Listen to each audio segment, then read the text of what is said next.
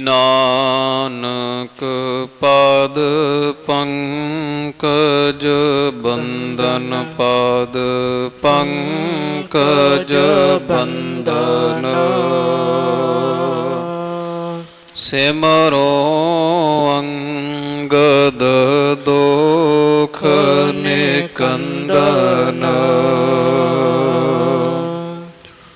ਅਮਰਦਾਸ ਗੁਰ ਹਿਰਦੇ ਧਿਆਵਾ ਹਿਰਦੇ ਧਿਆਵਾ ਸ਼੍ਰੀ ਗੁਰ ਰਾਮਦਾਸ ਗੁਣ ਗਾਵਾ ਸ਼੍ਰੀ ਅਰਜਨ ਬਿਘਨ ਕੇ ਨਾਸ਼ਕ ਬਿਘਨ ਕੇ ਨਾਸ਼ਕ ਹਰ ਗੋਬਿੰਦ ਸ਼ੁਭ ਸੁਮਤ ਪ੍ਰਕਾਸ਼ਕ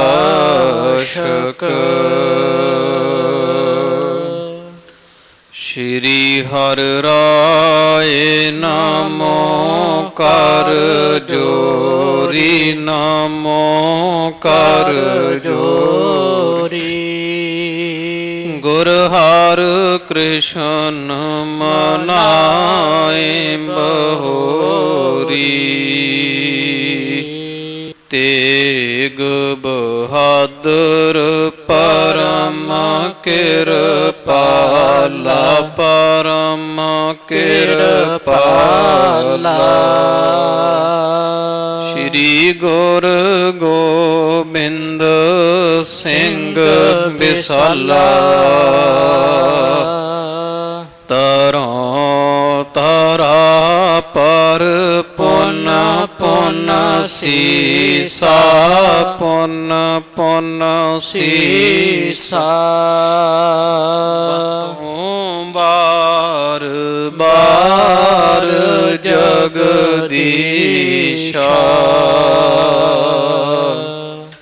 ਜਿਸ ਮਹਿ ਅੰਮ੍ਰਿਤ ਗਿਆਨ ਹੈ ਮਾਣਿਕ ਭਗਤ ਵਿਰਾਗ ਗੁਰੂ ਗ੍ਰੰਥ ਸਾਹਿਬ ਓਦਦ ਬੰਦੋਂ ਕਰ ਅਨੁਰਾਗ ਸ਼੍ਰੀ ਗੁਰ ਸ਼ਬਦ ਕਮਾਏ ਜਿਨਾ ਜੀਤੇ ਪੰਚ ਵਿਕਾਰ ਤਿਨ ਸੰਤਨ ਕੋ ਬੰਦਨਾ ਸਿਰ ਚਰਨਨ ਪਰ ਤਾਰ ਤਿਨ ਸੰਤਨ ਕੋ ਬੰਦਨਾ ਸਿਰ ਚਰਨਨ ਪਰ ਤਾਰ ਵਾਹਿਗੁਰੂ ਸਾਹਿਬ ਜੀਓ ਸ੍ਰੀ ਮੁਖ ਵਾਕ ਮਲਾਰ ਮਹੱਲਾ ਤੀਜਾ ਘਰ ਦੂਜਾ ਇੱਕ ਓੰਕਾਰ ਸਤਿਗੁਰ ਪ੍ਰਸਾਦ ਇਹੋ ਮਨ ਗਿਰਹੀ ਕਿ ਇਹੋ ਮਨ ਉਦਾਸੀ ਕਿ ਇਹੋ ਮਨ ਅਵਰਣ ਸਦਾ ਅਵਿਨਾਸੀ ਇਹੋ ਮਨ ਗਿਰਹੀ ਕਿ ਇਹੋ ਮਨ ਉਦਾਸੀ ਕਿ ਇਹੋ ਮਨ ਅਵਰਣ ਸਦਾ ਅਵਿਨਾਸੀ। ਵਾਹਿਗੁਰੂ ਜੀ ਕਾ ਖਾਲਸਾ ਵਾਹਿਗੁਰੂ ਜੀ ਕੀ ਫਤਿਹ। ਹਾਜ਼ਰਾ ਹਜ਼ੂਰ ਜਹਰਾ ਜਹੂਰ ਦੀਨਾ ਬੰਧੂ ਭਗਤ ਵਛਲ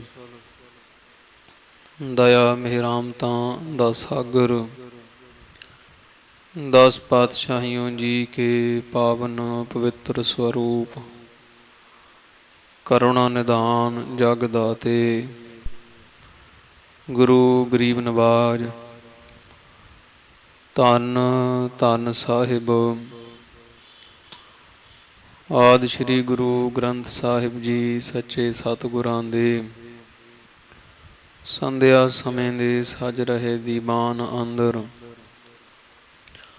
ਹਾਜ਼ਰੀਆਂ ਭਰ ਰਹੀ ਗੁਰੂ ਰੂਪ ਗੁਰੂ ਖਾਲਸਾ ਸਾਧ ਸੰਗਤ ਜੀਓ। ਸਤਿਗੁਰਾਂ ਦੇ ਖੁੱਲ੍ਹੇ ਦਰਸ਼ਨ ਦੀਦਾਰ ਕਰਦਿਆਂ ਹੋਇਆਂ ਨੇਤਰਾਂ ਨੂੰ ਸਫਲਿਆਂ ਬਣਾਇਆ ਹੈ। ਪਾਵਨ ਪਵਿੱਤਰ ਗੁਰੂ ਦਰਬਾਰ ਦੇ ਸਤ ਸੰਗਤ ਦੀਆਂ ਹਾਜ਼ਰੀਆਂ ਸਤ ਸੰਗਤ ਮਾਨਣੇ ਦਾ ਪਾਵਨ ਪਵਿੱਤਰ ਸੁਭਾਗ ਆਪਾਂ ਨੂੰ ਪ੍ਰਾਪਤ ਹੋ ਰਿਹਾ ਹੈ। ਜਿਨ ਕੇ ਭਾਗ ਵੱਡੇ ਹੈ ਭਾਈ ਤਿਨ ਸਾਧੂ ਸੰਗ ਮੁਖ ਜੁਰੇ। ਧੰਨ ਧੰਨ ਸਾਹਿਬ ਸ੍ਰੀ ਗੁਰੂ ਅਮਰਦਾਸ ਜੀ ਸੱਚੇ ਸਤਿਗੁਰਾਂ ਦੇ ਪਾਵਨ ਪਵਿੱਤਰ ਦਰ ਘਰ ਦੀ ਕੀਰਤ ਸ਼ਰਵਣ ਕਰਨ ਵਾਸਤੇ ਆਪਾਂ ਨਿਤਾ ਪ੍ਰਤੀ ਸਤਿਗੁਰਾਂ ਦੇ ਹਜ਼ੂਰ ਮਿਲ ਬੈਠਦੇ ਹਾਂ।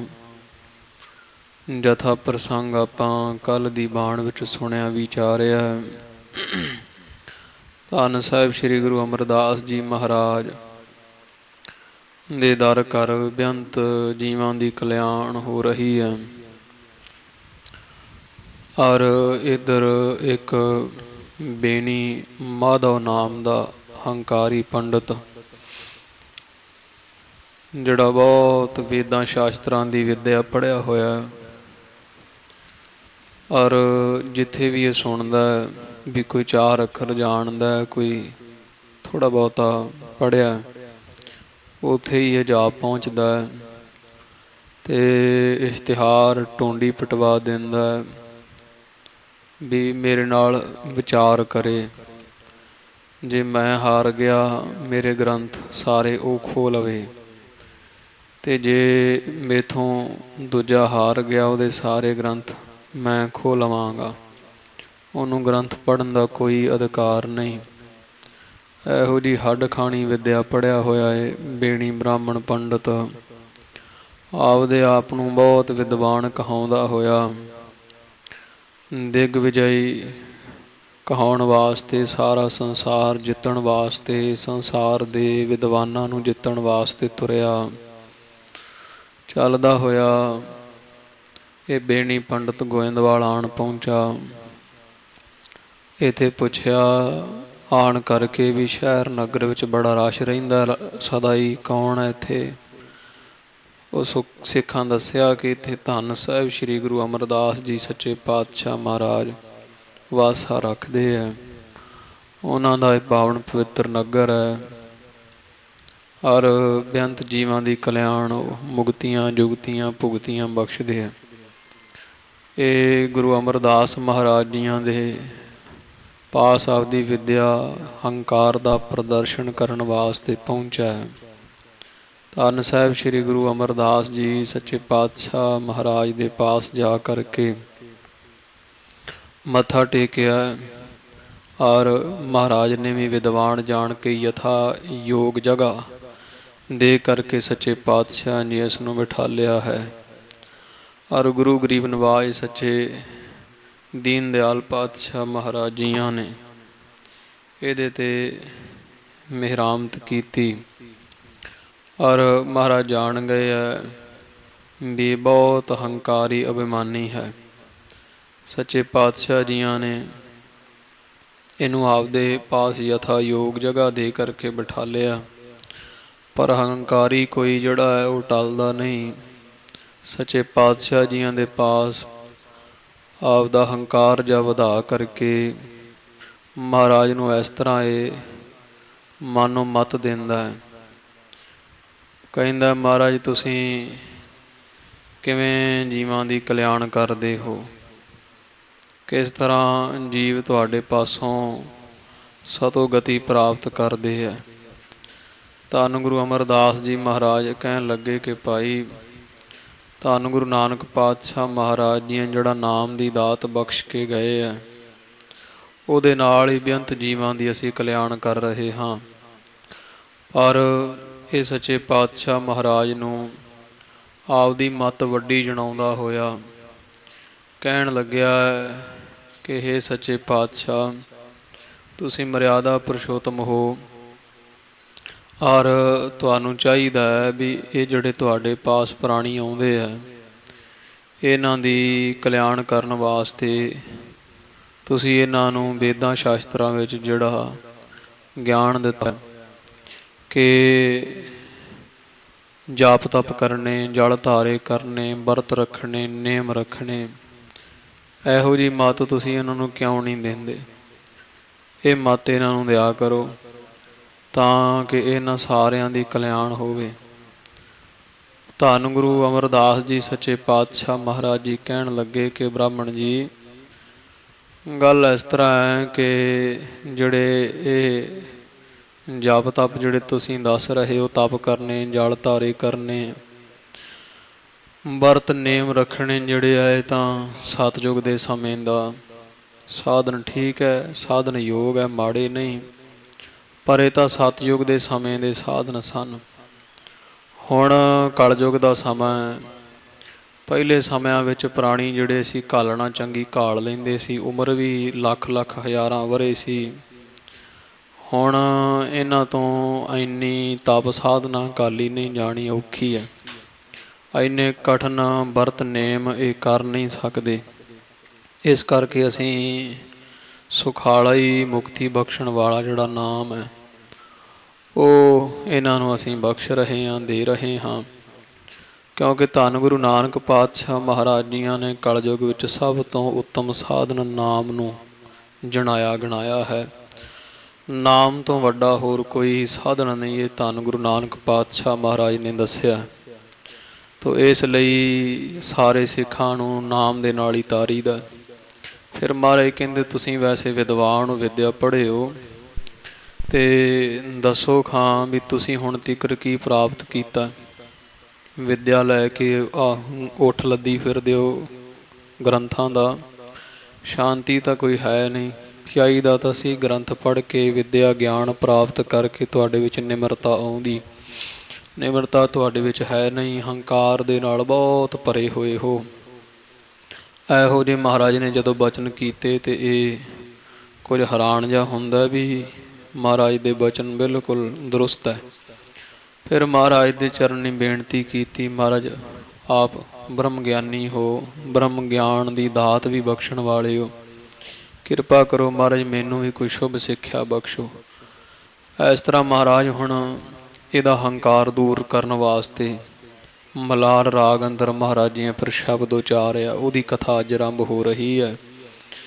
ਜਿਹੜਾ ਥੋੜ੍ਹਾ ਬਹੁਤਾ ਹੰਕਾਰ ਰਹਿ ਗਿਆ ਸੀ ਉਹ ਮਹਾਰਾਜ ਨੇ ਮਲਾਰ ਰਾਗ ਅੰਦਰ ਸ਼ਬਦ ਉਚਾਰ ਕਰਕੇ ਇਹ ਬੇਣੀ ਬ੍ਰਾਹਮਣ ਬੇਣੀ ਪੰਡਤ ਦੀ ਕਲਿਆਣ ਕੀਤੀ। ਜਥਾ ਕਥਾ ਆਉਂਦੀ ਆਪਾਂ ਸੁਣੀਏ ਜੀ। ਮਨ ਚਿਤ ਬਿਰਤੀ ਇਕਾਗਰ ਕਰੋ, ਧੰਨ ਸਾਹਿਬ ਸ੍ਰੀ ਗੁਰੂ ਅਮਰਦਾਸ ਜੀ ਮਹਾਰਾਜ ਨੂੰ ਹਿਰਦੇ ਵਸਾਓ। ਆਖਣਾ ਜੀ ਸਤਿਨਾਮ ਸ਼੍ਰੀ ਵਾਹਿਗੁਰੂ ਸਾਹਿਬ ਜੀ, ਸਤਿਨਾਮ ਸ਼੍ਰੀ ਵਾਹਿਗੁਰੂ ਸਾਹਿਬ ਜੀ। ਸ਼੍ਰੀ ਮੁਖ ਵਾਕ ਗੁਰੂ ਅਮਰਦਾਸ ਜੀ ਮਹਾਰਾਜ ਸ਼੍ਰੀ ਕੰਠ ਤੋਂ ਇਹ ਬੇਣੀ ਬ੍ਰਾਹਮਣ ਦੇ ਹੰਕਾਰ ਦੂਰ ਕਰਨ ਵਾਸਤੇ ਸ਼ਬਦ ਉਚਾਰਦੇ ਹੈ। ਮਲਾਰ ਮਹੱਲਾ ਤੀਜਾ ਘਰ ਦੂਜਾ। ਮਲਾਰ ਰਾਗ ਅੰਦਰ ਤੀਜੇ ਪਾਤਸ਼ਾਹ ਮਹਾਰਾਜ ਦਾ ਦੂਸਰੇ ਘਰ ਸੁਰਤਾਲ ਅੰਦਰ ਇਹ ਸ਼ਬਦ ਉਚਾਰਿਆ। ਇੱਕ ਓੰਕਾਰ ਸਤਿਗੁਰ ਪ੍ਰਸਾਦ। ਵਸਤੂ ਨਿਰਦੇਸ਼ ਮੰਗਲ ਮਹਾਰਾਜ ਜੀਆਂ ਇੱਕ ਓੰਕਾਰ, ਇੱਕ ਏਕੋ ਹੈ ਭਾਈ ਏਕੋ ਹੈ ਸਾਹਿਬ ਮੇਰਾ ਏਕੋ ਉਦਤੀ ਪਰਮੇਸ਼ਰ ਓੰਕਾਰ ਸਮੂਹ ਦਾ ਪ੍ਰਕਾਸ਼ਕ ਸਤ ਨਾਸ਼ ਤੋਂ ਰਹਿਤ ਗੁਰ ਚੇਤਨ ਸਰੂਪ ਪ੍ਰਸਾਦ ਆਨੰਦ ਸਰੂਪ ਹੈ। ਇਹੋ ਮਨ ਗਿਰਹੀ ਕਿ ਇਹੋ ਮਨ ਉਦਾਸੀ। ਮਹਾਰਾਜ ਹੁਣ ਇਹ ਬੇਣੀ ਬ੍ਰਾਹਮਣ ਦਾ ਹੰਕਾਰ ਦੂਰ ਕਰਦੇ ਹੋਏ ਕਹਿੰਦੇ ਆ, ਬ੍ਰਾਹਮਣ ਜੀ ਵਿੱਦਿਆ ਤੁਸੀਂ ਬੜੀ ਪੜ੍ਹੀ ਹੈ, ਦੱਸੋ ਖਾਂ ਵੀ ਜਿਹੜਾ ਮਨ ਹੈ ਇਹ ਮਨ ਗਿਰਹੀ ਵੀ ਮਨ ਗ੍ਰਹਿਸਤੀ ਹੈ ਕਿ ਇਹ ਮਨ ਉਦਾਸੀ, ਕਿ ਇਹ ਮਨ ਸਾਰੇ ਝਗੜਿਆਂ ਦੇ ਵਿੱਚੋਂ ਉਪਰਾਮ ਹੋਇਆ ਹੋਇਆ ਹੈ। ਮਨ ਗ੍ਰਸਤੀ ਹੈ ਕਿ ਮਨ ਸਭ ਝਗੜਿਆਂ ਤੋਂ ਉਦਾਸ ਹੋਇਆ ਹੈ। ਕਿ ਇਹੋ ਮਨ ਅਵਰਨ ਸਦਾ ਅਵਿਨਾਸੀ।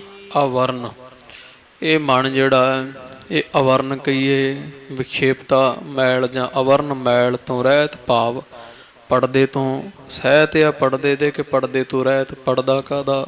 ਅਗਿਆਨ ਦਾ।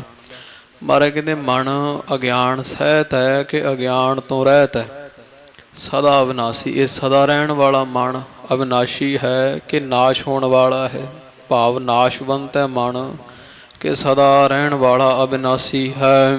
ਕਿ ਇਹੋ ਮਨ ਚੰਚਲ ਕਿ ਇਹੋ ਮਨ ਬੈਰਾਗੀ। ਫਿਰ ਬੇਣੀ ਬ੍ਰਾਹਮਣ ਜੀ ਦੱਸੋ ਵੀ ਜਿਹੜਾ ਮਨ ਹੈ ਇਹ ਚੰਚਲ ਹੈ, ਕਿੰਨਾ ਕੁ ਚੰਚਲ ਹੈ, ਕਿ ਜਾਂ ਫਿਰ ਇਹ ਮਨ ਟਿਕਿਆ ਹੋਇਆ ਕੂਟਸਥ ਹੈ ਪਹਾੜ ਵੱਤ, ਕਿ ਇਹ ਮਨ ਬੈਰਾਗੀ, ਇਹ ਮਨ ਧੰਦਿਆਂ ਵਿੱਚ ਫਸਿਆ ਹੋਇਆ ਹੈ ਕਿ ਧੰਦਿਆਂ ਤੋਂ ਵਿਰਾਗ ਵਿੱਚ ਹੈ। ਇਹ ਮਨ ਨੂੰ ਵਿਰਾਗੀ ਕਹੀਏ ਕਿ ਰੁੱਝਿਆ ਹੋਇਆ ਆਖੀਏ।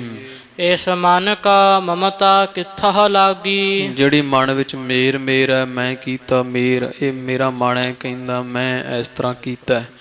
ਇਹ ਜਿਹੜੀ ਮੈਂ ਮੇਰੀ ਮਮਤਾ ਹੈ ਇਹ ਬ੍ਰਾਹਮਣ ਜੀ ਦੱਸੋ ਮਨ ਨੂੰ ਕਿੱਥੋਂ ਲੱਗੀ ਹੈ, ਕਦੋਂ ਉਹਦੀ ਲੱਗੀ ਹੋਈ ਹੈ, ਤੇ ਮੈਂ ਮੇਰੀ ਮੇਰੀ ਮਨ ਕਦੋਂ ਤੋਂ ਕਰਦਾ ਹੈ।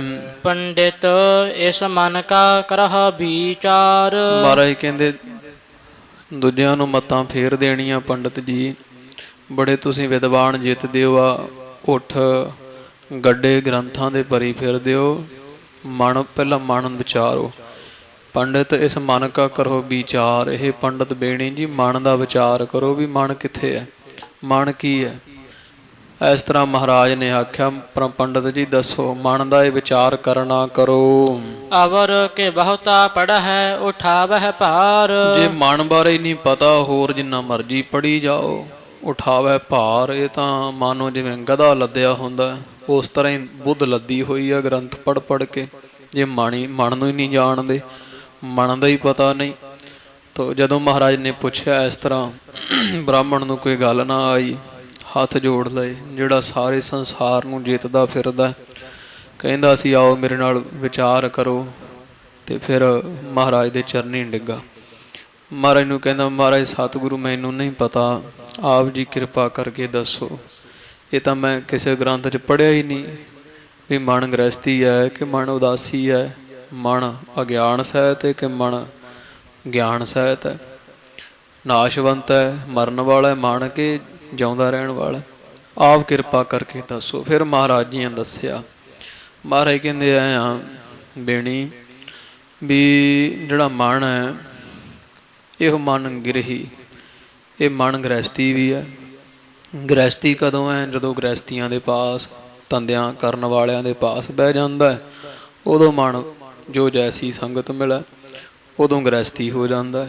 ਇਹ ਉਸ ਤਰ੍ਹਾਂ ਦੇ ਫੁਰਨੇ ਕਰਦਾ ਕਿ ਇਹੋ ਮਨ ਉਦਾਸੀ। ਜਦੋਂ ਮਹਾਰਾਜ ਕਹਿੰਦੇ ਉਦਾਸੀਆਂ ਪਾਸ ਬਹਿੰਦਾ, ਜਿਹੜੇ ਘਰ ਤੋਂ ਉਦਾਸ ਉਪਰਾਮ ਸੰਸਾਰ ਤੋਂ ਕਿਸੇ ਸਾਧੂ ਸੰਤ ਪਾਸ ਬਹਿ ਜਾਂਦਾ ਉਦੋਂ ਵੈਸਾ ਹੋ ਜਾਂਦਾ, ਉਦੋਂ ਇਹ ਮਨ ਉਦਾਸੀ ਹੋ ਜਾਂਦਾ ਹੈ। ਗ੍ਰਸਤੀ ਕੋਲ ਬੈਠ ਕੇ ਗ੍ਰਸਤੀ ਹੋ ਜਾਂਦਾ। ਇਹੋ ਮਨ ਕਿ ਇਹੋ ਮਨ ਅਵਰਨ ਸਦਾ ਵਿਨਾਸੀ। ਫਿਰ ਮਹਾਰਾਜ ਨੇ ਪੁੱਛਿਆ ਸੀ ਨਾ ਵੀ ਮਨ ਅਗਿਆਨ ਸਹਿਤ ਹੈ ਕਿ ਅਗਿਆਨ ਤੋਂ ਰਹਿਤ ਹੈ। ਮਹਾਰਾਜ ਕਹਿੰਦੇ ਅਗਿਆਨੀਆਂ ਕੋਲ ਬਹਿ ਕੇ ਇਹ ਆਦਿ ਕਾਲ ਤੋਂ ਹੈ ਅਗਿਆਨ ਸਹਿਤ, ਪਰ ਜਦੋਂ ਇਹ ਕਿਤੇ ਬਹੀਏ ਪੜ੍ਹਿਆ ਪਾਸ ਤੋ ਉੱਥੇ ਬੈਠ ਕਰਕੇ ਜਿੱਥੇ ਕੋਈ ਪਰਮੇਸ਼ਰ ਦੀ ਗੱਲ ਹੁੰਦੀ ਹੈ ਉੱਥੇ ਗਿਆਨ ਸਹਿਤ ਹੋ ਜਾਂਦਾ। ਸਦਾ ਵਿਨਾਸੀ ਹੈ ਨਾਸ਼ਵੰਤ, ਮਨ ਮਰ ਵੀ ਜਾਂਦਾ, ਪਰ ਜਿਹਨੇ ਮਨ ਮਾਰ ਲਿਆ ਉਹਨੇ ਮਨੋਂ ਸਭ ਦੁਸ਼ਮਣ ਮਾਰ ਲਏ ਹੈ, ਪਰ ਮਨ ਜਿਉਂਦਾ ਵੀ ਹੈ, ਝਟ ਵਿੱਚ ਹੀ ਜਿਉਂ ਪੈਂਦਾ ਹੈ। ਐਸੀ ਇਹ ਮਨ ਦੀ ਖੇਡ ਹੈ। ਫਿਰ ਕਿ ਇਹੋ ਮਨ ਚੰਚਲ ਕਿ ਇਹੋ ਮਨ ਬੈਰਾਗੀ। ਮਾਰੇ ਕਹਿੰਦੇ ਬ੍ਰਾਹਮਣ ਜੀ ਦੱਸੋ ਮਨ ਚੰਚਲ ਹੈ ਕਿ ਮਨ ਵਿਰਾਗੀ ਹੈ? ਕਹਿੰਦਾ ਮਹਾਰਾਜ ਨਹੀਂ ਪਤਾ। ਸਤਿਗੁਰੂ ਕਹਿੰਦੇ ਸੁਣ, ਇਹ ਮਨ ਚੰਚਲ ਵੀ ਹੈ। ਜਦੋਂ ਚੰਚਲ ਦੀ ਸੰਗਤ ਕਰਦਾ ਉਦੋਂ ਚੰਚਲਤਾ ਹੀ ਵਿਖਾਉਂਦਾ ਹੈ, ਤੇ ਮਨ ਵਰਗਾ ਟਿਕਾ ਵੀ ਕੋਈ ਨਹੀਂ। ਜਦੋਂ ਟਿਕਾ ਹੋਊਗਾ ਮਨ ਕਰਕੇ ਸਭ ਕੁਝ ਟਿਕਦਾ ਹੈ। ਜੇ ਮਨ ਨਹੀਂ ਟਿਕਿਆ ਜਿੰਨੀ ਮਰਜ਼ੀ ਸਮਾਧੀ ਲਾਓ ਨਹੀਂ ਲੱਗੇਗੀ। ਮਨ ਵੈਰਾਗੀ, ਮਨ ਵਰਗਾ ਵੈਰਾਗੀ ਵੀ ਕੋਈ ਨਹੀਂ।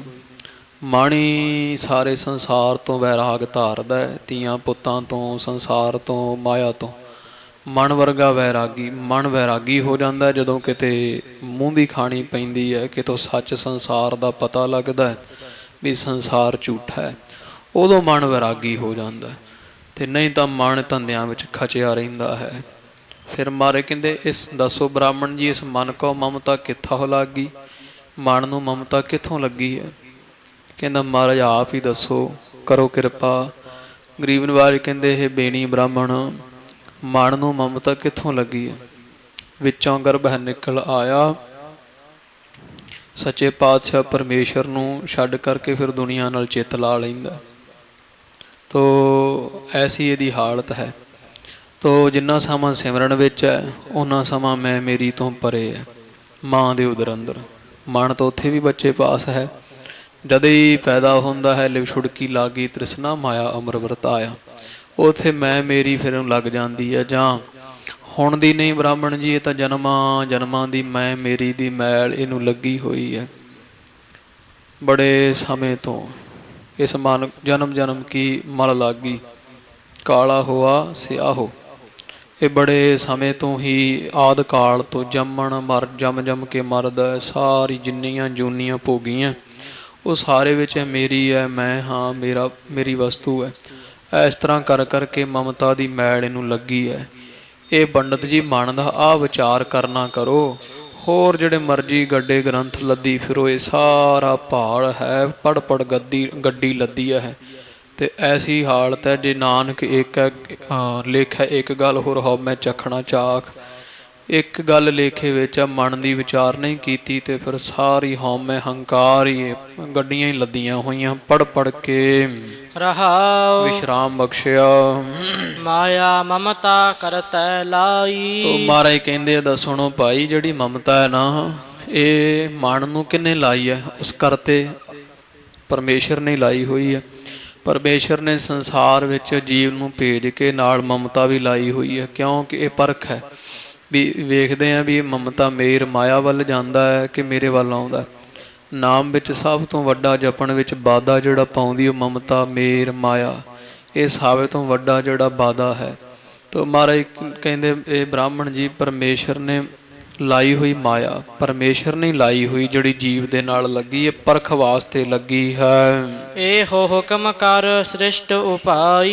ਇਹ ਹੁਕਮ ਪਰਮੇਸ਼ਰ ਦੇ ਮਾਇਆ ਨੂੰ ਹੁਕਮ ਕਰਕੇ ਸਾਰੀ ਸ੍ਰਿਸ਼ਟੀ, ਮਾਇਆ ਤੋਂ ਰਜੋ ਤਮੋ ਸਤੋ ਤਿੰਨ ਗੁਣ ਪੈਦਾ ਹੋਏ ਆ। ਸਾਰੀ ਸ੍ਰਿਸ਼ਟੀ ਤਿੰਨਾਂ ਗੁਣਾਂ ਚੋਂ ਫਿਰ ਅੱਗੇ ਪੈਦਾ ਹੋਈ। ਮਾਇਆ ਤੋਂ ਹੀ ਸਭ ਸ੍ਰਿਸ਼ਟੀ ਪੈਦਾ ਕੀਤੀ ਹੈ।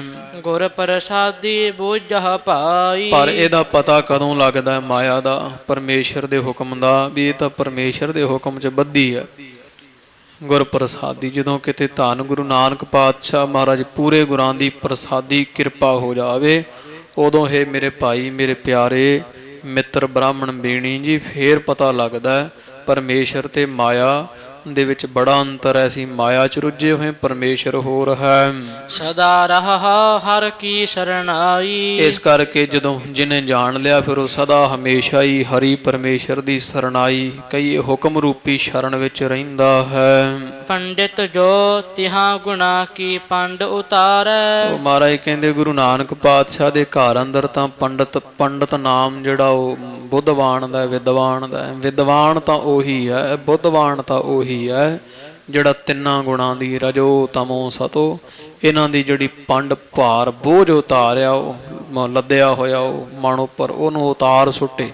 ਇਹ ਪੰਡ ਉਤਾਰੇ ਤਿੰਨਾਂ ਗੁਣਾਂ ਦੀ, ਉਹ ਵਿਦਵਾਨ ਆਖੀ ਦਾ ਗੁਰੂ ਨਾਨਕ ਪਾਤਸ਼ਾਹ ਦੇ ਘਰ ਅੰਦਰ। ਅਨ ਦਿਨ ਏਕੋ ਨਾਮ ਵਖਾਣ। ਜਿਹੜਾ ਦਿਨ ਰਾਤ ਹੀ ਇੱਕ ਨਾਮ ਵਾਹਿਗੁਰੂ ਵਾਹਿਗੁਰੂ ਵਾਹਿਗੁਰੂ ਰਾਮ ਰਾਮ, ਉਹ ਪ੍ਰਭੂ ਪਰਮੇਸ਼ਰ ਦਾ ਨਾਮ ਜਪਦਾ ਬੋਲਦਾ ਹੈ। ਸਤਿਗੁਰ ਕੀ ਉਹ ਦੀਖਿਆਲੇ। ਤੇ ਧੰਨ ਗੁਰੂ ਪਾਤਸ਼ਾਹ ਪੂਰੇ ਗੁਰਾਂ ਸੱਤ ਸੱਚੇ ਗੁਰਾਂ ਪਾਸੋਂ ਜਿਹੜਾ ਦੀਖਿਆ ਲੈਂਦਾ, ਦੀਖਿਆ ਨਾਮ ਸਿੱਖਿਆ ਦਾ ਉਪਦੇਸ਼ ਦਾ, ਜਿਹੜਾ ਪੂਰੇ ਗੁਰਾਂ ਪਾਸੋਂ ਸਿੱਖਿਆ ਉਪਦੇਸ਼ ਲੈ ਕਰਕੇ ਸਤਿਗੁਰ ਆਗੇ ਸੀਸ ਧਰੇ। ਤੇ ਪੂਰੇ ਗੁਰਾਂ ਦੇ ਅੱਗੇ ਹੰਕਾਰ ਰੂਪੀ ਸਿਰ ਜਿਹੜਾ ਵੱਢ ਕੇ ਰੱਖ ਦੇਵੇ, ਹੰਕਾਰ ਛੱਡ ਦੇਵੇ। ਸਦਾ ਅਲਗ ਰਹਿ ਨਿਰਵਾਣ। ਅਲੱਗ, ਸਦਾ ਅਲੱਗ ਰਵੇ, ਭਾਵ ਨਿਰਵਾਣ ਇੱਕ ਰਸ ਪਰਿਵਾਰ ਵਿੱਚ ਰਹਿੰਦਾ ਹੋਇਆ ਵੀ ਨਿਰਲੇਪ ਰਵੇ, ਐਨ ਇੱਕ ਰਸ ਨਿਰਲੇਪ ਸੰਸਾਰ ਵਿੱਚ ਹੁੰਦਿਆਂ ਹੋਇਆਂ ਵੀ ਜਿਵੇਂ ਜਲ ਮਹਿ ਕਮਲ ਅਲਿਪਤੋ ਰਹਿ, ਜਿਵੇਂ ਜਲ ਵਿੱਚ ਕਮਲ ਖੜਾ ਹੁੰਦਾ ਹੈ, ਸੰਸਾਰ ਦੀ ਮਾਇਆ ਵਿੱਚ ਰਹਿੰਦਾ ਹੋਇਆ ਵੀ ਨਿਰਲੇਪ ਰਵੇ ਜਿਹੜਾ ਰਹਿੰਦਾ ਹੈ ਗੁਰੂ ਦੀ ਕਿਰਪਾ ਸਦਕਾ। ਸੋ ਪੰਡਿਤ ਦਰਗਹ ਪਰਵਾਨ, ਇਹੋ ਜਿਹਾ ਵਿਦਵਾਨ ਬੁੱਧਵਾਨ ਪੰਡਿਤ ਮਹਾਰਾਜ ਕਹਿੰਦੇ ਬੇਣੀ ਉਹ ਪਰਮੇਸ਼ਰ ਦੀ ਦਰਗਾਹ ਵਿੱਚ ਪ੍ਰਵਾਨ ਹੁੰਦਾ ਹੈ। ਸਭਨਾ ਮਹਿ ਏਕੋ ਏਕ ਵਖਾਣ, ਜਿਹੜਾ ਸਾਰਿਆਂ ਦੇ ਵਿੱਚ ਏਕੋ, ਸਭਨਾ ਮਹਿ ਏਕੋ, ਜਿਹਨੇ ਅੰਦਰ ਇੱਕ ਨੂੰ ਪਛਾਣ ਲਿਆ ਫਿਰ ਉਹ ਬਾਹਰ ਸਾਰਿਆਂ ਦੇ ਵਿੱਚ ਇੱਕੋ ਪਰਮੇਸ਼ਰ ਨੂੰ ਜਾਣਦਾ, ਘਰ ਸੁਖ ਵਸਿਆ ਬਾਹਰ ਸੁਖ ਪਾਇਆ। ਜਾਂ ਏਕੋ ਵੇਖੇ ਤਾਂ ਏਕੋ ਜਾਣੈ, ਪਰ ਇੱਕ ਬਾਹਰ ਸਾਰਿਆਂ ਵਿੱਚ ਇੱਕ ਵੇਖਣਾ ਕੌਣ ਵੇਖੇਗਾ? ਜਿਹਨੇ ਅੰਦਰ ਇੱਕ ਨੂੰ ਪ੍ਰਾਪਤ ਕਰ ਲਿਆ, ਜਿਹਨੇ ਅੰਦਰ ਇੱਕ ਵੇਖ ਲਿਆ ਨੂੰ ਬਾਹਰ ਵੀ ਏਕੋ ਪਰਮੇਸ਼ਰ ਦਿਸੇਗਾ। ਜਾ ਕਾ ਬਖਸ਼ੇ ਮੇਲੇ ਸੋਏ, ਪਰ ਪਰਮੇਸ਼ਰ ਦਾ ਮਿਲਾਪ ਕਿਵੇਂ ਹੁੰਦਾ ਹੈ? ਜਿਹਨੂੰ ਪਰਮੇਸ਼ਰ ਬਖਸ਼ ਦੇਣ, ਗੁਰੂ ਨਾਨਕ ਪਾਤਸ਼ਾਹ ਮਹਾਰਾਜ ਪੂਰੇ ਗੁਰੂ ਬਖਸ਼ਣ, ਉਸੇ ਦਾ ਹੀ ਮਿਲਾਪ ਪਰਮੇਸ਼ਰ ਨਾਲ ਹੋ ਜਾਂਦਾ ਹੈ। ਐਥੈ ਓਥੈ ਸਦਾ ਸੁਖ ਹੋਏ, ਉਸ ਨੂੰ ਇਸ ਸੰਸਾਰ ਵਿੱਚ ਵੀ ਤੇ ਉਥੈ ਕਹੀਏ ਪਰਲੋਕ ਵਿੱਚ ਸਦਾ ਸੁਖ ਮਿਲਦੇ ਆ। ਕਹਿਤ ਨਾਨਕ ਕਵਨ ਵਿਧ ਕਰੇ ਕਿਆ ਕੋਏ, ਗੁਰੂ ਅਮਰਦਾਸ ਜੀ ਪਾਤਸ਼ਾਹ ਕਹਿੰਦੇ ਆ ਕਿ ਕਿਹੜੀ ਵਿਧੀ ਨਾਲ ਪਰਮੇਸ਼ਰ ਮਿਲਦਾ ਹੈ, ਇਹ ਕੀ ਕਵੇ ਕੋਈ? ਨਾ ਤਾਂ ਚਤੁਰਾਈ ਨਾਲ ਮਿਲਦਾ ਤੇ ਨਾ ਹੀ ਜਪ ਤਪ ਨਾਲ ਮਿਲਦਾ। ਉਹ ਤਾਂ ਕਹੋ ਕਬੀਰ ਭਗਤ ਕਰ ਪਾਇਆ ਭੂਲੈ ਭਾਏ ਮਿਲੈ ਰਘੁਰਾਇਆ, ਉਹ ਤਾਂ ਕਾਲ ਨਾ ਮਿਲਿਓ ਸੇਵ ਨਾ ਮਿਲਿਓ, ਮਿਲਿਓ ਆਏ ਅਚਿੰਤਾ। ਉਹ ਮਿਲਣ ਤੇ ਆਵੇ ਤੇ ਅਚਿੰਤੀ ਮਿਲ ਪੈਂਦਾ। ਕਿਹੜੀ ਵਿਧੀ ਦਸੀਏ ਪਰਮੇਸ਼ਰ ਨੂੰ ਮਿਲਣ ਦੀ? ਨਾਮ ਤੋਂ ਬਿਨਾਂ ਹੋਰ ਕੀ ਕਹਿ ਸਕਦੇ ਹਾਂ? ਕੀ ਕਰਨਾ ਚਾਹੀਦਾ ਹੈ?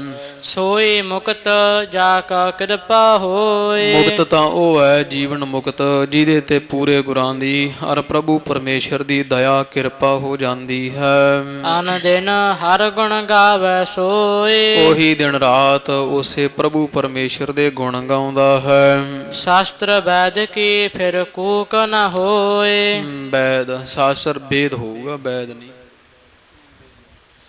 ਦਲਾਵਾਂ ਪਈਆਂ ਹੋਈਆਂ ਇੱਥੇ। ਸ਼ਾਸਤਰ ਵੇਦ, ਜਿਹੜੇ ਵੇਦ ਆ ਤੇ ਸ਼ਾਸਤਰ ਆ, ਸ਼ਾਸਤਰ ਤੇ ਵੇਦਾਂ ਦੀ ਫਿਰ ਕੂਕ ਕਈ ਜਿਹੜੇ ਨਿਯਮ ਹੁੰਦੇ ਆ ਨਾ, ਉਹ ਫਿਰ ਉਹਦੇ ਤੇ ਲਾਗੂ ਨਹੀਂ ਹੁੰਦੇ ਵੀ ਇਸ ਤਰ੍ਹਾਂ ਕਰੋ ਤੇ ਆਹ ਪ੍ਰਾਪਤੀ ਹੋਵੇਗੀ, ਪਰਮੇਸ਼ਰ ਦੀ ਪ੍ਰਾਪਤੀ ਵਾਸਤੇ ਇਸ ਤਰ੍ਹਾਂ ਕਰੋ।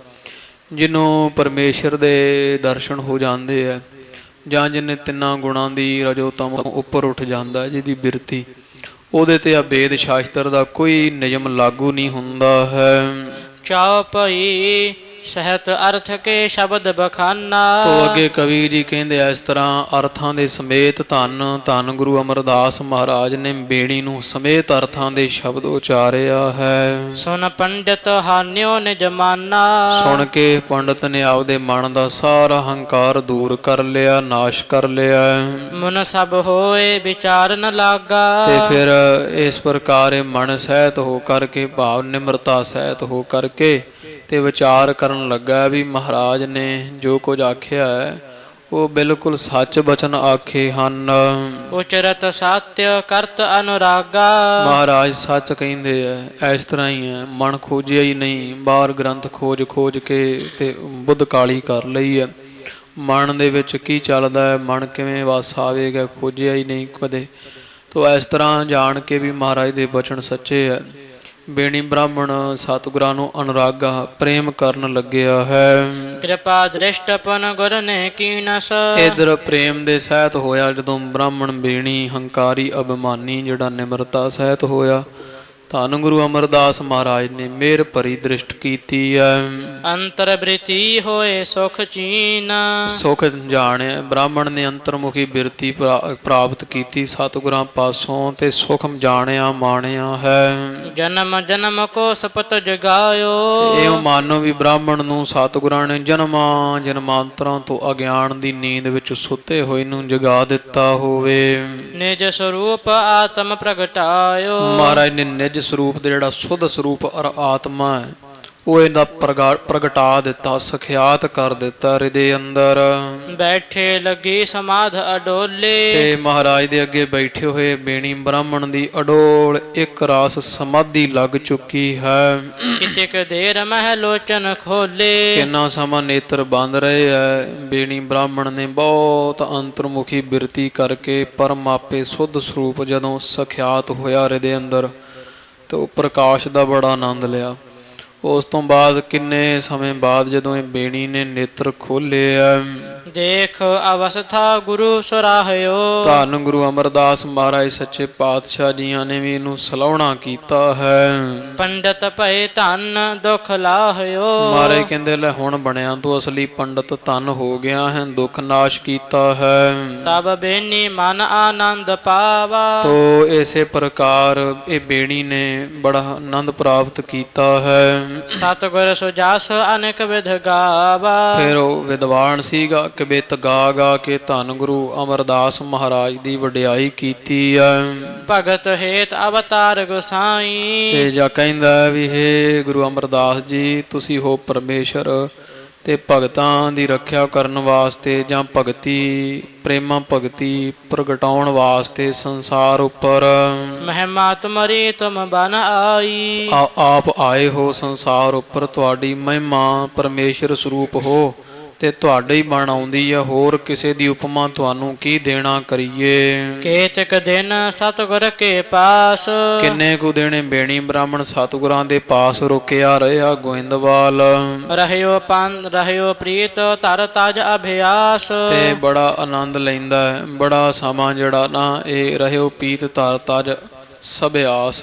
ਤੋ ਇਸੇ ਪ੍ਰਕਾਰ ਬਹੁਤ ਜਿਹੜਾ ਹੈ ਸੀ ਨਾ ਦਾ ਅਭਿਮਾਨ ਉਹ ਛੱਡ ਕਰਕੇ ਤੇ ਬੜੇ ਪ੍ਰੇਮ ਦੇ ਸਹਿਤ ਮਹਾਰਾਜ ਨਾਲ ਪ੍ਰੀਤੀ ਦੇ ਨਾਲ ਇਹ ਮਹਾਰਾਜ ਤੋਂ ਆਨੰਦ ਪ੍ਰਾਪਤ ਕਰਦਾ ਰਹਿ ਰਿਹਾ ਹੈ। ਉਸ਼ਟਰ ਭਾਰ ਜੇ ਪੁਸਤਕ ਬ੍ਰਿੰਦ, ਤੇ ਜਿਹੜਾ ਇਹਨੇ ਉਹ ਲੱਦਿਆ ਹੋਇਆ ਸੀ ਨਾ, ਉੱਠ ਜਿਹਾ ਗੱਡਾ ਲੱਦਿਆ ਸੀ ਗ੍ਰੰਥਾਂ ਦਾ ਸਾਰਾ ਹੀ, ਸਰਿਤਾ ਵਿਖੇ ਬਿਹਾਏ ਬਿਲੰਦ, ਉਹ ਸਾਰੇ ਦਾ ਸਾਰਾ ਇਹਨੇ ਉਹ ਜਿਹੜਾ ਗੋਇੰਦਵਾਲ ਸਾਹਿਬ ਬਿਆਸ ਦਰਿਆ ਵਗਦਾ ਉਹ ਵਗਾ ਕੇ ਸਾਰਾ ਗੱਡਾ ਭਰਿਆ ਗ੍ਰੰਥਾਂ ਦਾ ਮਾਰਿਆ ਦਰਿਆ ਦੇ ਵਿੱਚ ਬਿਆਸਾ ਦੇ।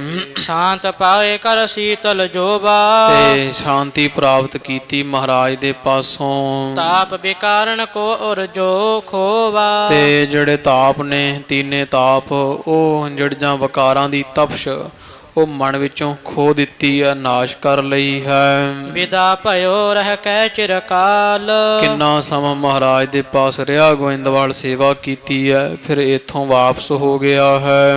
ਪੂਜ ਕਰ ਪਰਮ ਕਿਰਪਾਲ, ਮਹਾਰਾਜ ਪਰਮ ਕਿਰਪਾਲੂ ਗੁਰੂ ਅਮਰਦਾਸ ਮਹਾਰਾਜ ਨੂੰ ਬੜੇ ਦਿਨ ਇੱਥੇ ਰਹਿ ਕੇ ਪੂਜਿਆ ਇਸ ਪੰਡਤ ਨੇ। ਸਿੱਖ ਹੋਤੇ ਦੋਏ ਫਿਰਿਆ ਕਟਾਰਾ, ਤੋ ਇਹ ਬੇਣੀ ਬ੍ਰਾਹਮਣ ਦਾ ਪ੍ਰਸੰਗ ਹੈ। ਲਾਹੌਰ ਦੇ ਲਾਗੇ ਚੂਣੀਪੁਰ ਨਗਰ ਦਾ ਇਹ ਬੇਣੀ ਬ੍ਰਾਹਮਣ ਹੈ।